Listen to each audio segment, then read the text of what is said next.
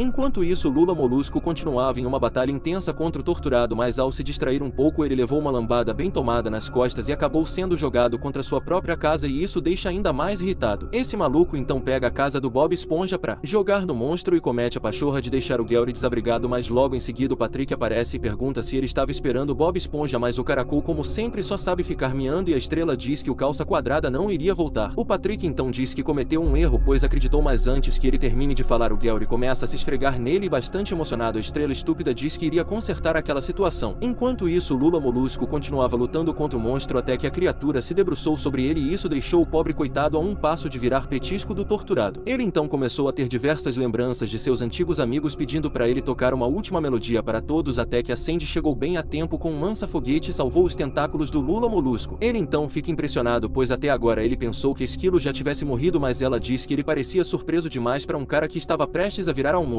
O Lula então pergunta o que era aquela coisa e a Sandy responde que isso era uma longa história, mas ela tem chamado o monstro de Patrick. A Sandy então pergunta ao Lula Molusco se ele poderia ficar ainda maior ou se aquilo era tudo, e ele revela que já estava no limite e questiona se ela não poderia se transformar em um esquilo gigante. Porém, sem tempo para hibernar, ela teria que usar apenas as armas tradicionais que a senhorita Puff deu para ela, e eles poderiam tentar misturar as munições com a neurotoxina mortal dele, mas os dois precisariam de algo grande. Nesse momento, o verme do Plâncton aparece dizendo que nunca achou que o tamanho importasse, mas aquela situação realmente exigiria algo bem maior, e apresenta seu robô gigante.